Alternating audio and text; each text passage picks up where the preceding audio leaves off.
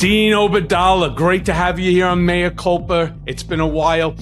Let me start by saying there's so much going on, not a lot of time in this conversation, so I always just jump right into it. But I do, of course, want to start with the big shtick of the day, the Epstein files, because partial release sounds less like transparency and more like a controlled burn.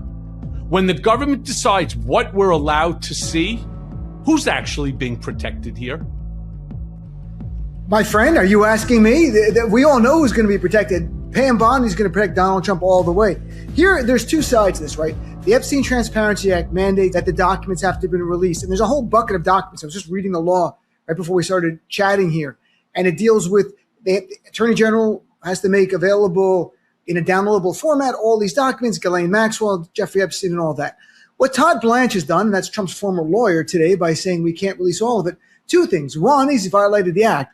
But second, and I think potentially really bad for them, they've extended this story way into January and February. It's going to be drip, drip, drip like Hillary's emails. Instead, it's going to be Epstein files with redactions, people asking more questions. And even if Donald's name's not in it, Michael, it's going to just make the story continue on. He can't get away from it. They should have dumped everything today and walked away and said, it's the holidays, and that's it. Instead, they're going to piece by piece. So it's not good for them. I mean, when I say that they're not going to release it, it did part of my Substack onto it. Let me be crystal clear. They have 1,000 agents that have been working literally overtime to scrub document after document after document. And Todd Blanche himself came out and said that there will be more than 100,000 documents, more than 100,000 that they are not going to turn over. So my estimation is they will turn over documents that are, let's just say, negative to Democrats. And I'm fine with that, by the way. I don't care if it's Republican, Democrat, Independent, or Martian. It makes no difference to me. Those that were participating in this despicable act, this child cabal of rapists and sex traffickers, they all need to be held accountable. But the question I really want to pose to you is, at what point does selective disclosure cross the line into obstruction? Just literally obstruction dressed up with better PR and thicker redactions. I think that's a great question. And it's a point that you hope the corporate media will cover in that way. Michael, the reality is we know Pam Bondi won't release anything negative about Donald Trump. There'll be redactions. It'll be like a New York businessman and then blank. Like, we might know that's Trump, but others we're not going to know. And I don't know how much is in these files, but all I can tell you is that Pam Bondi was the Attorney General of Florida from 2011 to 2019 in the state of Florida, in the state where Jeffrey Epstein was committing a sex ring. She never, ever investigated him. And just so it's clear, as I wrote about, she investigated and prosecuted other people involved in trafficking women and children. She made zero tolerance one of her bigger things, but never, ever investigated Jeffrey Epstein, even though people knew what was going on because he came out of prison. And when her own DOJ said he went back to his old ways, they know. So she's been protecting whoever, and it's not just Trump. I mean, let's be clear. Democrats, Republicans, powerful men are involved in this huge cabal, as you put it, and you're right. She's been protecting powerful men for decades, and it's not going to end. And she certainly wants to protect Donald Trump. And I want to be crystal clear about something. Until those files are released, and I say this to a lot of my listeners, many of whom get angry at me, right? And I understand people despise Trump. I get it. If you despise him, anything that is connected to him that is disgusting, reprehensible, immoral, illegal, and so on, they're right to jump all over it. And that's everybody's right to do so. But one of the things I tried to make crystal clear, I know the guy. I know the guy better than any human being should know another human being. Right. And I just, in the time that I became in his inner circle and then in his employ, it's around 2006, the end of 2006, all the way through 2018. I never heard Jeffrey Epstein's name mentioned. I never heard Jeffrey Epstein on a phone. I never heard Jeffrey Epstein was in the office. I didn't know that there was a relationship between the two until much, much, much, much later. All right. I don't know either what's in these files. Right. I don't know. Is it possible that he was involved in this? Absolutely. Is it possible that he had nothing to do with the sex part?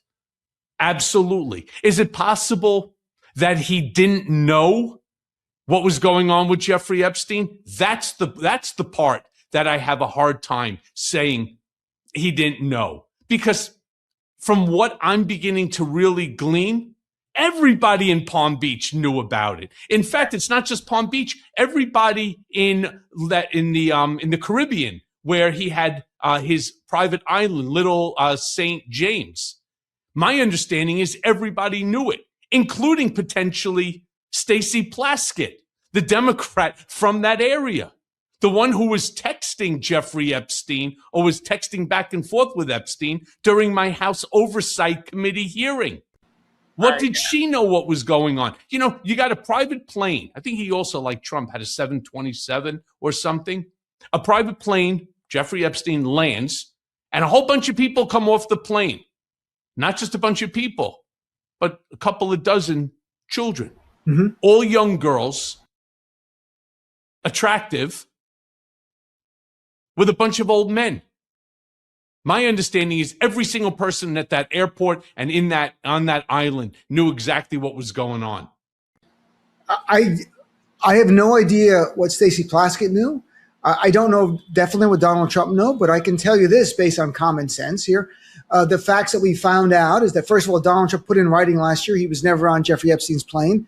Then DOJ, under Pam Bondi, released flight logs earlier this year showing he was on the plane at least 7 times. In fact, at Ghislaine Maxwell's trial, the pilot testified that Donald Trump was on the plane.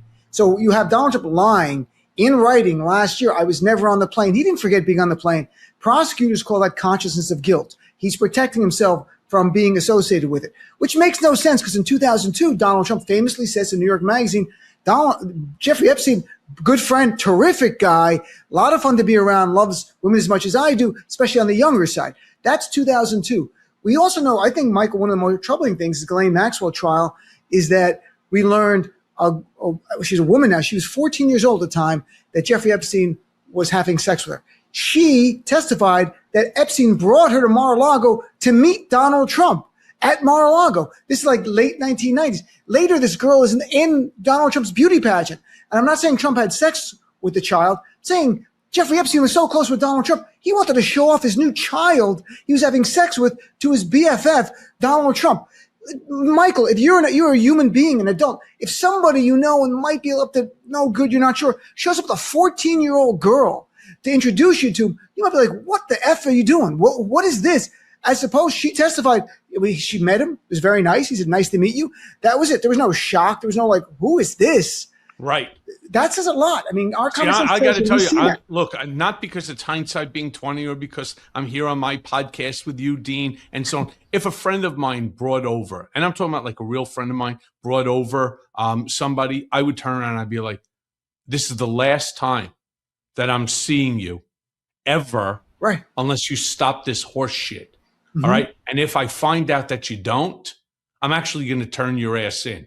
Now, if it's somebody who I don't know and I don't like, and they do something like that, chances are I'm going to knock them out cold on the spot, call the police, right? I will literally bound their arms and so on, call the police and have them arrested on the spot. I can't believe, I truly can't. I can't believe that this shit was accepted, and it was not just accepted, it was admired by these individuals, right? These high-powered individuals. Now, I do want to say something about your comment about the airplane and Trump saying he was never on the airplane. That's obviously a false statement. I think what he was meaning to say, because Trump doesn't sometimes finish his own sentences because his thoughts aren't really cohesive. Right. And I'm not trying to be nasty, and I'm not making claims about his intelligence or dementia or anything like that. He just doesn't finish sentences because his mind is always racing into something. Much of it is because what he's saying is full of shit. I think what he was saying is I never went on Jeffrey Epstein's plane to Little St. James. I don't believe Trump was ever on that island. I'm certain that the flights that he took were probably just heading down to Palm Beach. Even though Trump had his own plane, better for your friend right, to fly you there and spend the money on the gas and the pilots and so on and the landing fee than to use your own plane. Look, there's that part of it. I was trying to find it right now. I mean, Donald Trump put in writing in January 2024, I was never on Jeffrey Epstein's plane. I wanted to read the exact thing so people can see. It wasn't just a statement out loud made off the top of his head. He put in writing, and I don't have it right in front of me. I didn't want to be rude and look while we were talking here. I was trying to find it because I put in articles I wrote for Substack, many articles talking about it with former prosecutors. And that's a very jarring thing to put in writing. I was never on Jeffrey Epstein's plane. That plane is known as Lolita Express. We all know that. That's the plane. Now, the flight logs does not show that has been released that he went to the island. It shows he went down once with his second wife. Was it what's her name? Marla. Marla. Right, I think that was on it. And then another time, but other times with Jeffrey and Ghislaine, because it's in the flight logs, the pilot feels compelled under the law to put the names, and then unidentified women. Now, I don't. No, Dean, hold on a second. It's not that the pilot feels compelled. It is the law. Right. So he had to put him in there, and I wanted to. And I wrote all about that. I looked at the flight logs. You can see the names like DJT, and then women. He didn't know their names, unidentified women. Not saying they were children. I don't want to say. Look, I despise Donald Trump. I really do. But I will not say he was involved in raping children unless I have some evidence. I think we have to be some level of responsibility for our own credibility as people. Dean, I get more hate from even people who follow me and subscribe to me because why won't you say that Trump raped? Because I don't. Let me be crystal clear. Give me the evidence. I will be the first one to come out and say it after I read the files that turns around and says that after review, the FBI made a determination after the investigation. Here's the determination and so on. But what if it doesn't say it? What if it doesn't say it? Am I then supposed to, because I'm trying to gaslight people, to say it? Not my thing. On my Mea Culpa podcast, on my Substacks, on my YouTube videos, facts matter. Fucking innuendo. For me, it's all about the facts because the only way that we move forward, the only way we put an end to this every single day barrage of bullshit, the only way is for us to be factually accurate. I agree. And on my SiriusXM show, since the beginning of hosting it, like 6-7 years ago, I've told people, when it comes to political things, I'll give you the facts and my opinion. When it comes to legal things, I will really try to keep my opinion away until we have facts. Because like yourself, I'm a lawyer. I don't practice law anymore, but I went to Fordham Law and I practiced law for about 6 years and I was a litigator. And I want to have credibility on legal issues. So if I say the evidence is here now, and that if I was trying the case, and I used to do municipal prosecuting, or if I was trying any kind of case, that we can win on this because here's the evidence. I want them to believe me. And so do I believe Trump knew what Epstein was up to? 100%. No one can dissuade me from understanding that Donald Trump knew what was going on because he even said he knew about Virginia Giuffre. Dean, everybody knew what was going on. So everyone knew what was going on. And he didn't do anything because it was his different time, you could say, and it was his buddy and all that shit. But he gave his that birthday card, the 50, when he turned 50 to Epstein. But it's no defense to me. If this was raping children, not consenting adults. And even then, I talked to Lisa Phillips, one of the survivors, who talked about how painful it was and Jeffrey manipulated them. She had nothing to say about Donald. I asked her point blank. She said she never saw him. Giuffre also said the same thing. She was under oath. I saw something where she said Donald Trump never treated her inappropriately. And Donald Trump seemed to be slightly protective of her because her father worked at Mar-a-Lago. That's how she got the job. Yeah. And then this nightmare happens through all of this. But still, I understand every listener to my show and to yours who wants to believe Donald Trump raped children. It is not beyond his capabilities as a human being because there's no bottom to the guy, right? There's nothing. It keeps going down. But until there's evidence there, on other things, look, I'm going to stick to that just like I think you are, Michael.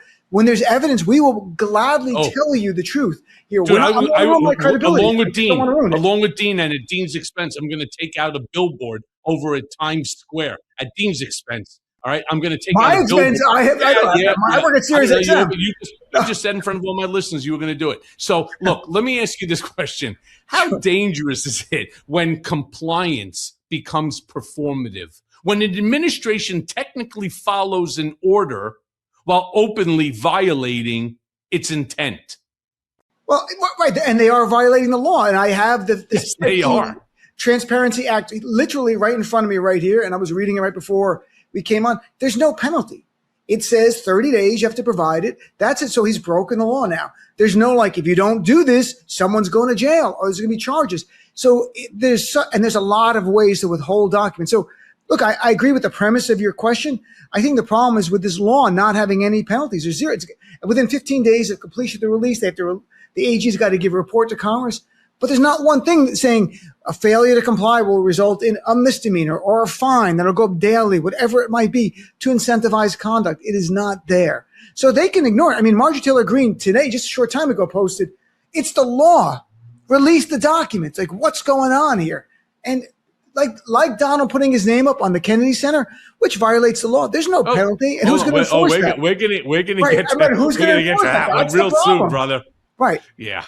Look, I've been in the room where silence is mistaken for consent. Well, when officials ignore court or congressional directives, and as you said, face zero consequence, what precedent does that even set across government? And not just this government. Let's all stop pretending that the country is going to come to an end, right? At some point. Everybody passes, right? There will be a new president one day. So what happens when you've now opened up the Pandora's box to the fact that there are no consequences for violating the law, for violating a court order, for violating a congressional directive? There's no consequence. Where does that even leave us? Well, the whole criminal justice system is predicated on the idea of punishment to deter people from engaging in the same conduct or others engage in that conduct. When there's no punishment, it deters nobody. It actually can make some think they can get away with things. So you've got that problem. But Michael, even take a step back. We all learned in school about the checks and balances of the Constitution. Well, Donald Trump made us aware that this is really things on paper. They're really hard to enforce, a lot of them. So first of all, we have constitutional issues like the emoluments clause, where he's profiting, and we all know he's profiting. How do you enforce it? Good luck with that. Then you get federal laws that don't have a penalty. Then you have ones that do have a penalty. Donald Trump convicted of 34 felonies. Donald Trump charged with violating the Espionage Act. That case goes away because of the Supreme Court. Charged with 4 felonies for attempting a coup. That case went away because of the Supreme Court. The result is a society where people feel like if you're rich and you're powerful, you get away with anything, and that's not new. But I think Donald Trump, it's so brazen and in our face, and it doesn't go to him just personally profiting. It goes to our democracy and our republic. That makes it more jarring for people. So no punishment, no change of conduct. Yeah. You know, it's funny. I speak to people who are supporters of Trump. Mm-hmm. And the first thing that they say, yeah, could you believe it? Man, this guy's getting away with everything. Almost like, good for him. It's like rooting for Darth Vader in the fight against Luke Skywalker. Yeah, fucking he chopped his fucking hands off with that saber. Good, I'm glad. Fuck you, Luke, right? Who's trying to save the Republic. It's like, yeah, I wanted Darth Vader to fucking kill him anyway. And you say to yourself, why? Why? Do you not realize that every time that you root for the bad guy, what you're doing is you're rooting against yourself. You're rooting against your children and grandchildren and future generations. Literally. To me, they just started another company. Mm-hmm. They just started. I read this article this morning. Trump? Trump. Oh. The kids or the Trump org or whoever, they started yet another company, which prompted, obviously, this Wall Street Journal article, 256 new business ventures started since Trump became president. 256. Wow, I've been saying that my entire life. They've done that since January.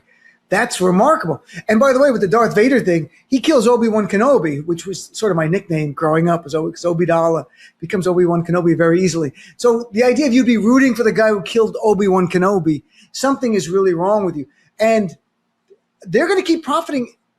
Michael, and everyone knows this, unless you face a punishment, and this is an epiphany in your life that you're like, you know what, this is wrong. I can't do this. Unless you go to jail or you're fined or you lose your assets, why would you change your conduct? You're, in fact, when you're not prosecuted, it tells you what you're doing is legal. What you're doing is okay. So why would you change your conduct? Why would Donald Trump do anything different than he's done before when he's paid no price? Even the convicted of 34 felonies, he paid zero price for that. So why not do it again? That's the reality of the world we live in. Well, the reality is that the rule of law is not real anymore. It's optional.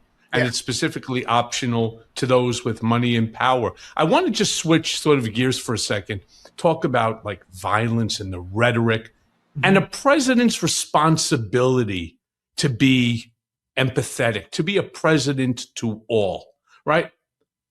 Rob Reiner, his wife Michelle, murder didn't happen in a vacuum. It's public. Right. How should we understand political violence when it's preceded by years of dehumanizing rhetoric from literally the highest office? Now, in this specific case, obviously the Reiners were killed by the son, Nick, who has been suffering from drug addiction and very serious mental issues for a very, very, very long time. But Trump felt it was necessary before any information, before any facts, before even Kash Patel provided him with any info on the FBI investigation into this double homicide, that this was the direct result of Rob Reiner's big mouth in the attacks on Trump, AKA Trump derangement syndrome, TDS. How do you respond to that? We actually talked about it earlier this week, right? We were at an event together chatting about. Yes, but that was an event. Right now we're on Mea Culpa. I know. So this is. I'm not telling you again. Now, of course, I'm telling you again. On some odd level, Donald Trump's first post, if you really read into it, is saying the Reiners were killed because they had Trump derangement syndrome. So who would kill them? A Trump supporter. That's who would kill them. And that's what you actually believe. Donald Trump didn't mean that. But I'm saying if you're actually going to believe the premise of what he wrote, these people hated me so much, that's why they were killed. Well, then they were killed by someone who loved you. Now, it wasn't that. It was someone who loved them and had so many challenges in his life. Why Donald Trump would smear Rob Reiner is something we talked about on my show with listeners and others. Many come to this conclusion that Rob Reiner was beloved and Donald Trump is not, and that he was jealous of him. He was jealous of his success, his cultural impact that he had from movies from Harry Met Sally, like feel-good movies, The American President, these movies, A Few Good Men, that will Stand define by him. Me. Stand by Me, Misery, Spinal Tap, you know, and who doesn't love Spinal or Princess Bride? Princess Bride, one of my favorite movies of all time. I love that movie. You kill my father, not prepare to die, right? So you've got that. I'm looking for the man with six fingers. That's right. And you know, don't mess with death when there's a Sicilian involved. I'm half Sicilian. Like when that actor, his name escapes me. Or Andre the Giant. I'm the strongest man in the forest, and I don't even work out. I mean, some of the lines there, Billy Crystal's lines, and I don't like Billy Crystal, by the way. I do not. Some of them are just some of the funniest lines that you just, and what did I see that movie? The last time I saw it was what? I think it was maybe 15, 16 years old or something like that. You never forget his lines. I've seen it on cable very often, and I've enjoyed it. So the point is, it brought us joy. I don't think, look, Rob Reiner had been on my radio show 4 or 5 times over the last few years, and it was talking about politics. That's true, but I think when Rob Reiner people learned of his death, they didn't think of his activism. They thought about the movies that brought them joy. And for some reason, Donald wanted to ruin that, or someone wrote it for him and he was on board with that kind of sentiment.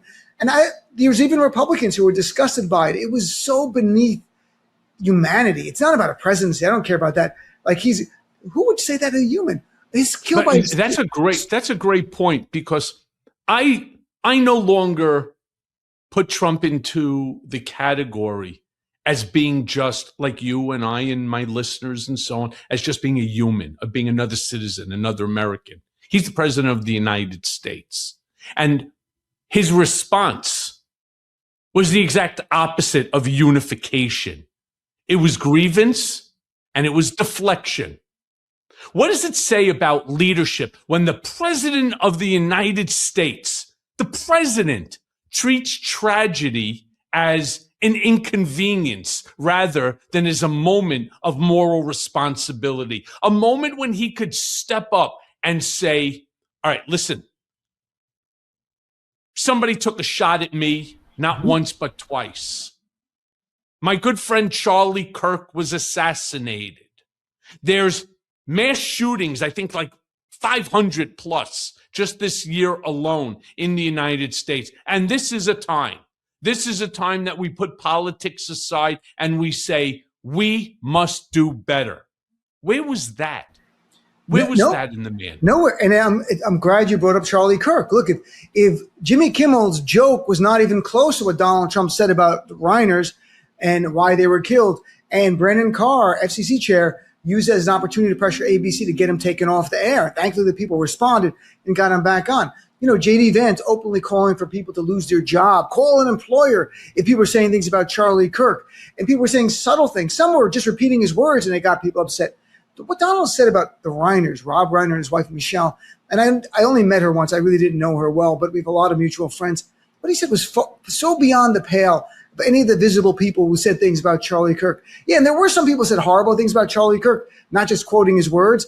And, you know, I get the sentiment. I don't think it's the best idea. It's up to you how you want to respond. But if you're in a position of leadership or power, you don't do this. But that's who Donald is. I mean, I don't know what it was like working for the guy. I'm always intrigued talking to you about what he was like as a person and how he must have evolved. Or was he always this mean and this petty? No. We just didn't see it because he wasn't president.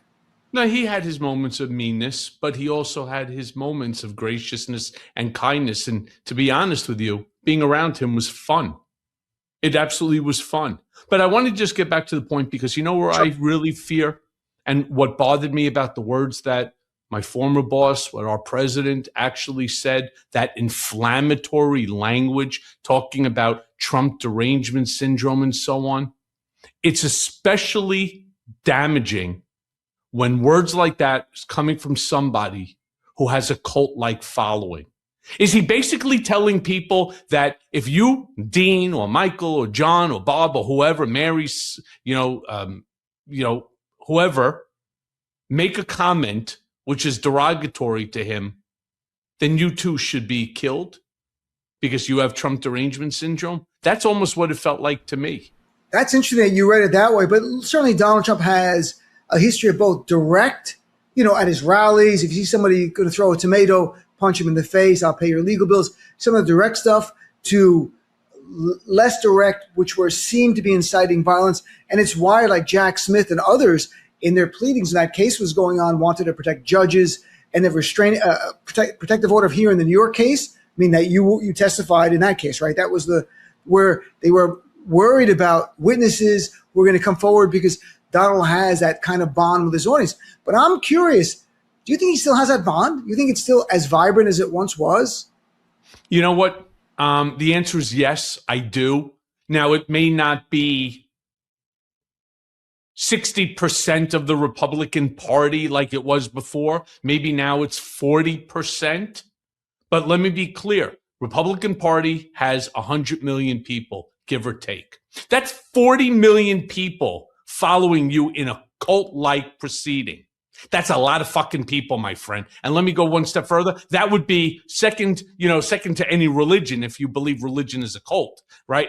It is the largest cult in the history of the world, 40 million people. And it only takes one idiot to read it the wrong way, all right? Certainly. We had the Unabomber in the first term, and we've had other people commit acts of violence, and I wrote about it over the past. I don't know in this term. Obviously, January 6th was the biggest example of that, and that was, we're coming up to January 6th. I wonder how Donald's going to celebrate but that's 16,000 people, not 40 million. Right. But I wonder how he'll celebrate January 6th. Will he make it about the people who are unfairly prosecuted, as he would say it? I don't agree with that. Of course, I think they deserve to be prosecuted. They beat up police officers, and they attacked our Capitol. I wonder if he will use it as a day to celebrate them the same way, and I'm not saying Trump is Hitler, but the same way Hitler did for his beer hole putsch when he came out, his own coup attempt. Then he began to celebrate the people who died and who sacrificed for it. And I wonder if Donald does that, and not because it's original. I think he's going to turn around and rename January 6th into Liberation Day, and he's going to make it into a federal holiday. That's what I think he's going to do. Making news, Michael Cohen, right there. If you were on my show, I'd be sending that clip out because that's damn straight. That's really interesting. Yeah. So let me move to another topic here, Sure. one that you brought up, because now you got my mind spinning. I want to talk about the Kennedy Center literally being renamed overnight. No public process here. None. By the way, forgetting about the fact that no building, no currency, none of the things that Trump is doing is proper. You don't do this when someone is alive, and you certainly don't do it when somebody is in office. The only people who actually have their face, their image on currency is like the Queen, right? Queen Elizabeth when she was alive, or monarchs, right? Or dictators. Right. They have their face on their currency. We don't do that in a democratic republic. We don't build the Arch de Trump, right? We don't name buildings after ourselves. Those are for people who are no longer with us as a commemoration for something that they did. My question to you, is this cultural vandalism, or would you say it's something more deliberate, using institutions to cement a personal legacy? Yeah, I do think it's about using institutions. It's about a legacy. Some of it, I think the sycophants around him are saying, what can we do to make Donald even happier? Let's do this. But the image, and you may have seen it, they just put it up. And so what is bizarre about the words on the Kennedy Center, it says the Donald J. Trump and John F. Kennedy Memorial, and it used the word Memorial Performing Arts Center. Like he's dead already, Trump. Does he not get he's in the same line as a Memorial Performing Arts Center? And maybe the people who named him after this know something we don't know. But this is bullshit. The idea, and it's all consistent with, just to hear the press conference today about the new prescription plan. They're going to call it the Trump prescription plan. And the Trump I didn't know. Who was it that named it? Was it you, Oz? Was it you? Was it you, Robert? Robert, who named it? I love the name. It's great. It's great. I mean, really, you have the coin, the commemorative coin that's coming out that's going to have his face on the front and back, right? On top of that, as I said, the Arc de Trump. You also have the Trump Visa card. Now, all of a sudden, and you have people like Lutnick turning around and saying that they've already sold $1.3 billion worth of the Trump Visa card. But wait, there's more. I feel like the guy from like the ShamWow commercial. Right. But wait, there's more. If you want to stay in the country for 1 year and not pay taxes, you too could purchase the Trump Platinum card. That's for a mere $5 million. $5 million. You don't have to pay taxes. This is unbelievable. And are they going to vet these people? No. The money's the vetting. So they're going to bring them in. Who knows what happens, what they do here. Look, we have never seen this as Americans, where a president in office begins naming things, whatever, whimsically. The Institute of Peace is the Donald J. Trump Institute of Peace now. You know, it's across from the State Department, that building there. Now, all of this comes down when Trump is gone, right? We all know it. Unless J.D. Vance were to win, or a Republican were to win, a Democrat on day one. What I'm proposing is that Democratic states, like New York, we have a Democratic governor, rename the biggest state correctional facility the Donald J. Trump prison, and on it put a plaque about the 34 felonies he was convicted of and all the other charges he was tried with, and say, look, Donald, we're naming this after you. And he might actually like it. You know him better than I do. I think he just likes his name on things. I don't live far from buildings with his name in Manhattan, where I live right now. So he might be like, good, it's the Donald J. Trump prison. But the Democrats got to come up with a way to troll him on this, because it's trolling bullshit. I mean, it's the whole thing is crazy. You know what I thought was funny that nobody's talking about, and What? you can actually talk about it on your radio show? Tell me. Here's an interesting thought. They had the vote.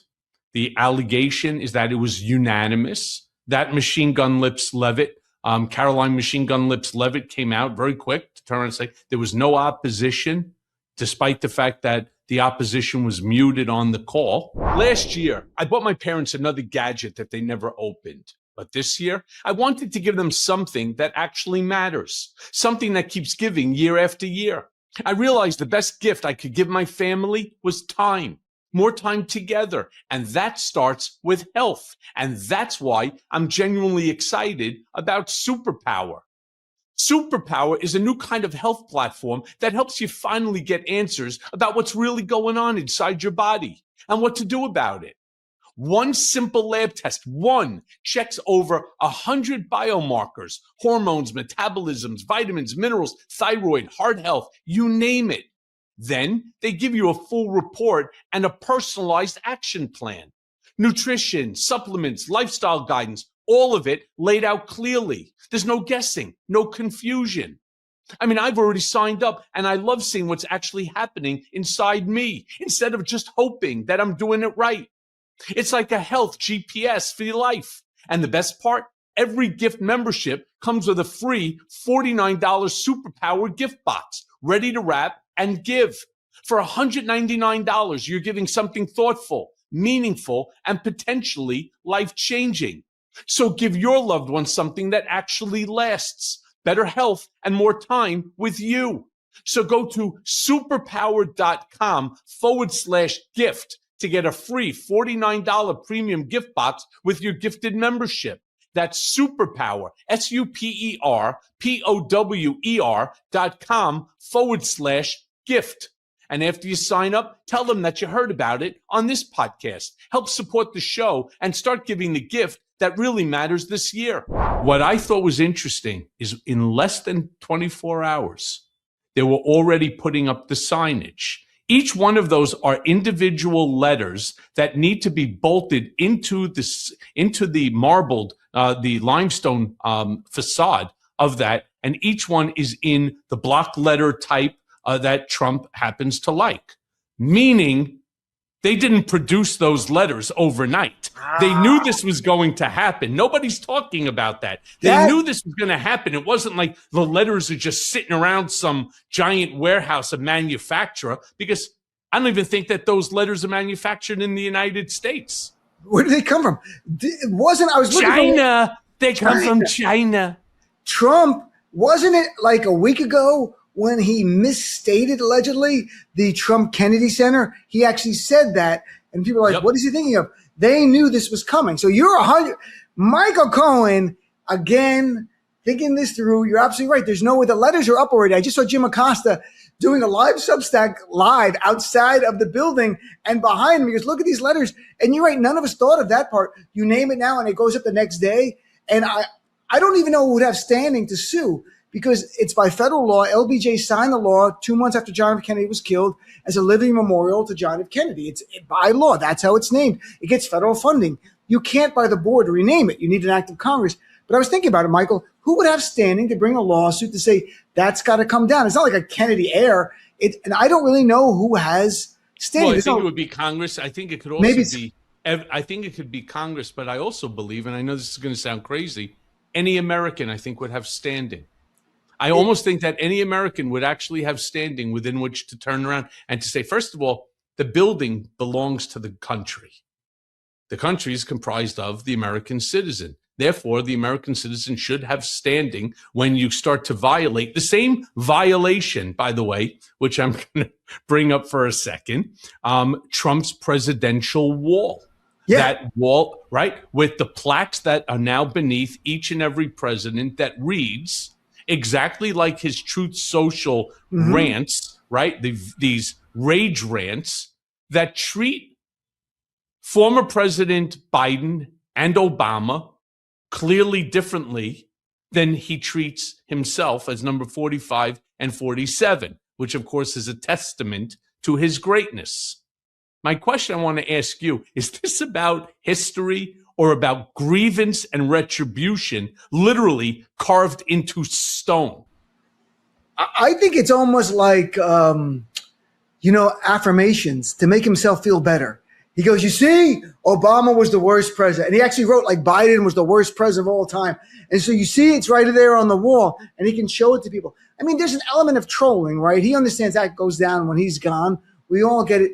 But I mean, you knew the guy, and I mean, you're telling me he evolved. Like he wanted revenge and retribution. And I understand revenge. I'm half Sicilian. It's part of our DNA. But this is levels that I never saw in my Sicilian uncles, this kind of revenge. So, I mean, I think it makes him feel better. I think deep down he looks at those signs and feels better about himself. That, I think his speech on Wednesday was really sort of for him. I was just talking to Andy Borowitz yesterday on my show, and Andy proposed the same thing. He goes, I think this speech was for him. They should just let him do the speech without the camera on. Just let him feel good about himself.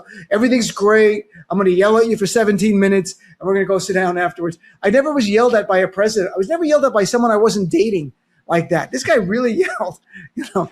You're talking about 18 minutes of just pure nonsense. But, the funny thing, too, and we're going to jump into that for a second, because at the end of the day, you can't gaslight a debit card. No. I don't care. It's almost like, forget your own lying eyes. Trust me on this one. Dean, you're doing great. The problem is you just went to the store because it's, you need to buy some supplies for your kids' school or what have you. And you don't even have enough money on your debit card because you're concerned. You still have to pay for food, electricity, you have gas, insurance, which is now going to be you're probably going to end up losing your health coverage and so on. And yet somebody, the president of the United States, a guy who just banked yesterday or the day before or last week, whenever the hell this thing really took place, he just banked another $3 billion, basically bringing the amount that he has made since becoming president of the United States to an astonishing $12 billion increase. All right. But he's telling you, who's right now concerned, how do I afford my insulin? Maybe I need to only half dose my insulin, right? Because I have to pay for rent or I need to put food on the table. What do you do when you got to tell the kid that I can't pack you a lunch because we just don't have the money? And by the way, the school program, right, under the SNAPS program that would provide free lunches to all the kids in the school, now it's no longer there. Why? Fraud, waste, and abuse. You'd be like, Mommy, that's a hoax. The president said it's a hoax what you're saying to me. And look what Donald Trump said the night before his speech. He was having an event in the White House. He bragged about his $400 million ballroom. It's now gone up. It's over budget already. It hasn't even built nothing. It's at $400 million. And, you make an excellent point, Mike. It's something, Michael, that I've thought about, and I've said many times. Politicians can't tell you that your economy is better or worse than it is. Whatever it is, we all know in reality. We see the prices go up all the time. So he's going to North Carolina to tell people there, again, everything's great. It's bullshit. And he said one of the most callous things I've heard a president say. He said, unemployment went up from 4% to 4.5. It's actually 4.6%. He said 4.5. He goes, because those are the people who lost their jobs from the government. We let them go. Like they're not human beings. Like they're not Americans. They're fellow Americans. They weren't necessary, or they weren't even necessary. They were just, and his line, many of them didn't even show up to work. Right? You fire them. They weren't fired because they didn't show up to work. He's thinking like this is a construction site when you used to have the mob there that would put a no-show. Right? And look at unemployment. And I wish the media would talk about it. Going from 4% to 4.6%. It's like a 12% increase in unemployment in just not 10 months. They should use the percentage for people to understand what's going on. It's the highest unemployment rate since COVID. And hard time trusting this administration, but I think these numbers are probably close to right but I think they're worse going forward because consumer sentiment right now keeps dropping. It's the lowest it's been since COVID, and that's broad-based. People are really worried about their jobs, about expenses. Just an article in the New York Times 2 days ago, the electricity and heating prices are going to be up 9% this winter. We haven't even hit that yet. People have not even felt that 9% increase. You're in a tough budget. Now you're about to lose ACA subsidies if you were one of the millions of that. How do you make ends meet? You don't. Donald Trump, and he's talking about his ballroom and renaming the Kennedy Center and calling you a liar if you say you're going through tough economic times. I've never seen a more callous. This is beyond political malpractice, Michael. This is like malicious. Like, who would do this? At least pretend you give a shit about people.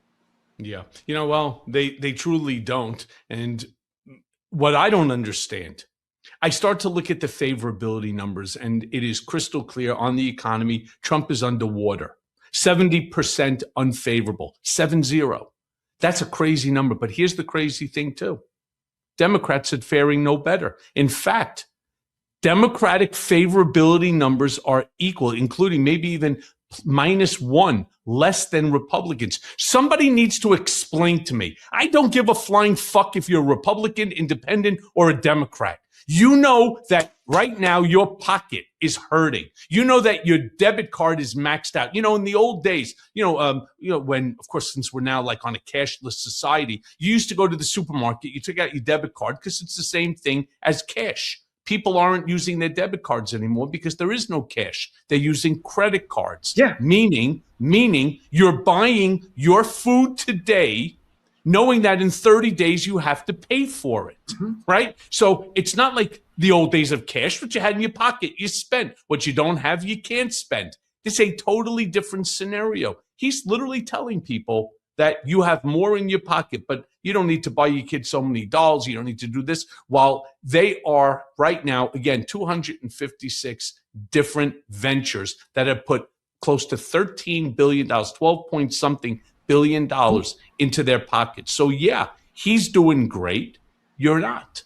And that's right. When he says the economy is A plus plus plus, he means his economy is A plus plus plus. He is wealthier than ever. And the idea of paying for things on credit, I just talked to a journalist, V Sphere, who's very popular on social media. And V was saying to me on those buy now, pay later apps that they just saw reports, 60% of people are using buy now, pay later now for their Christmas gifts and for food, compared to a year ago it was about 15%. That is a stunning difference. We're on the edge of a debt cliff where people can't pay it, and it drags down a lot of the banks and credit card companies. If they can't pay it, that's what happens. It's like a little absolutely. So I want to switch to another topic because there's just so many here. A lot of topics here. How about the fact that every day we're seeing actions that are taken in and against Venezuela, right? I think we're up to like what now? 25 boat strikes. Over 100 people dead. Over 100 people dead. Meanwhile, here's the crazy part. Congress is effectively being bypassed. I like the bullshit lines by Pete Hegseth claiming I can't show you the double strike, the double tap, because it's classified and so on. But yet they show you everyone else. How dangerous is it, Dean, when foreign policy becomes an executive-only lane? It's like we have a king, because Congress has been sidelined by their own choice. Republicans control the House and the Senate. They could at least have hearings. They could at least pass resolutions, and they won't do it. I chatted with Senator Chris Van Hollen yesterday, and he said he looked at the memo. He's a lawyer as well. That the memo to justify the strikes, he goes, absolutely bullshit. He used the word bullshit. He goes, a gobbledygook. He said, we are killing people with zero due process. That if these people were selling drugs in America, you couldn't do this to them. You'd have to at least charge them with a crime. And the penalty for selling drugs is not the death penalty. If you murdered people, it is. But in certain states, we are just whimsically killing people like it's a video game. And we're being told by an administration that no one trusts, headed by a convicted felon, that trust us.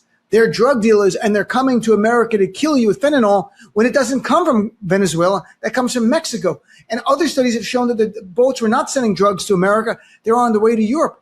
And if they can do this, Michael, unquestioning, what more could they do? They could kill any of us. They could do a drone strike to you. Go, Michael Cohen is posing a threat to America. We got to kill him. Or a Democratic DNC chair, or anyone outside of in international waters. We had to kill them. We knew what they were up to.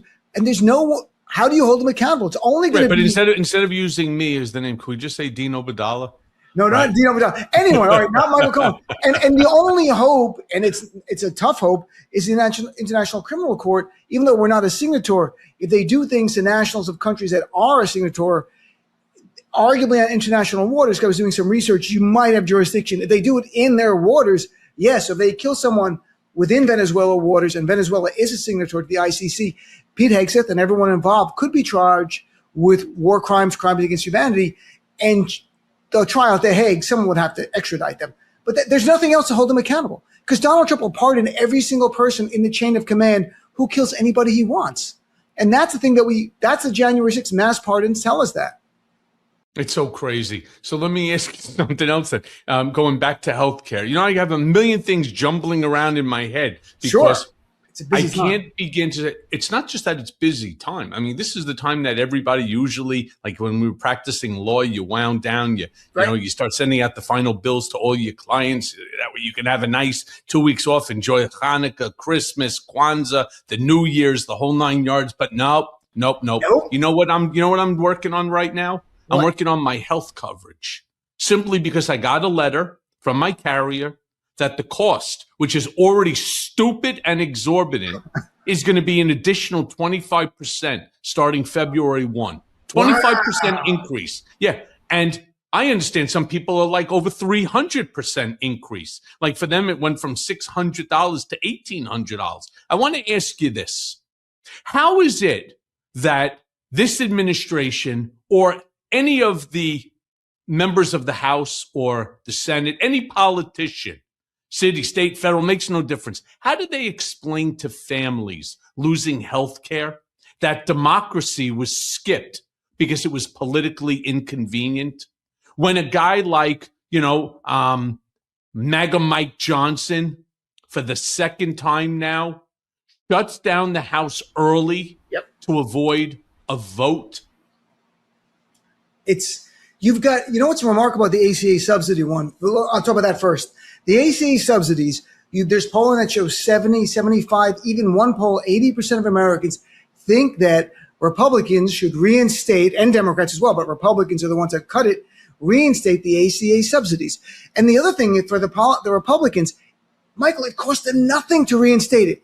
No one's asked them to take the tax cut back from their wealthy donors. It literally cost them nothing but a vote. You can say, the deficit, no one really cares about the deficit. So you add a little bit more to help people. They won't help people because their hostility towards government helping people, they don't like that. They hate Obamacare. That's part of it. And I think there's a eugenics component. Winnow out the weak, get rid of them, make society stronger. That's a right-wing idea.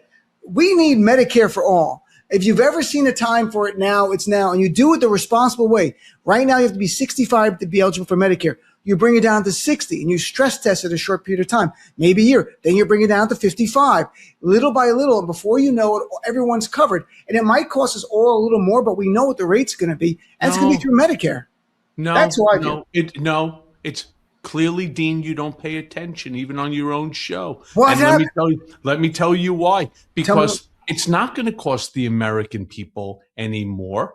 It'll cost them less. Why? Because we have $29 trillion sitting on a tariff shelf. Tariffs are my favorite word, right? There's nothing that tariffs can't do. There's no amount of money that tariffs can't pay for. So, healthcare for all would be paid for by that beautiful word, tariffs. Did he say tariffs when you work with him? Is this a new word? Did he always like tariffs? No, he always liked tariffs. He never understood why we tried to explain it, to him at different times that, tariffs are taxes and consumers pay tariffs. But no, he believed that we were constantly being ripped off, that there should be, neutrality, there should be equality in terms of what we buy from other countries and what they buy from us. Here's the problem with that. As many people tried to explain to him, America doesn't produce shit. Yeah, you want to buy aircraft? You could buy it. But by the way, that's not owned by the U.S. government. That's Boeing. That's Lockheed Martin. Those are private publicly traded companies, not owned by the United States government. So when he turns around and says, Boeing should send me something, I'm like their biggest, salesperson. Yeah. By the way, it doesn't. He keeps talking like that. It's making America rich. It has nothing to do with America. It makes the shareholders of that company rich. I mean, the whole thing is pure nonsense. But Dean, as the hour comes to an end, yes, I want you to sum it all up. Let's put this smorgasbord of stupidity together. You got Epstein's secrecy. You got political violence. You have muted dissent. You have renamed institutions. You have a bypassed oversight, a bypassed Congress. They've avoided votes, symbolic punishment. You have all of this chaos mashed into one giant soup of shit. How do you resolve this? How do you defeat fascism? How do you defeat authoritarianism? Whatever term you want to use to describe it. Look, I think if you asked me this 6 months ago, I would have not felt as good about it. But after the big election victory in November, where even Mikey Sherrill in Jersey, polling like a 2-point win, wins by 13 points. Abigail Spanberger wins by 15 points over the polling. Miami, the first time a Democrat wins for mayor in 30 years. We just had that last week. You have Republican Party beginning to fracture internally, where Indiana Republicans wouldn't do what Donald wanted for the gerrymandering. I think the most immediate way is going to be the November election. In between that, people want to do more protests, more No Kings rallies, fighting local politicians, standing up for our rights. I mean, besides that, I'm not sure. My focus is really November to win the House back and to get ready for 2028. But I'm open to any other ideas. I think staying active and staying engaged, though, is the bottom line. If you check out, you'll come back. You won't recognize America. Even now, a year ago, what you just laid out, what we've gone through in a year, if you checked out for a year and you came back, you're like, what the F is going on? Yeah, I hate to say it. I didn't just lay that out for a year. That was for the last 10 days. Right, so like that, and for the year, but it's building towards this. But the counterbalance are people power, Democrats and people, not even Democrats, Republicans disgusted by this, pushing back. So I look at it through the political lens. I think the only other one is activism lens, that people get involved with grassroots organization, but stay engaged. You check out, it's over. That's what they want. They want you to feel broken and beaten. We're not. We're doing pretty good. We are coming back. We're going to win this. I really feel in my heart we're going to win this. From your mouth to God's ears. Dean Obeidallah, thank you. Thank you, my friend. My friend. And I will see you very soon on your Sirius show. Definitely. See you then. Take care. Be well, pal.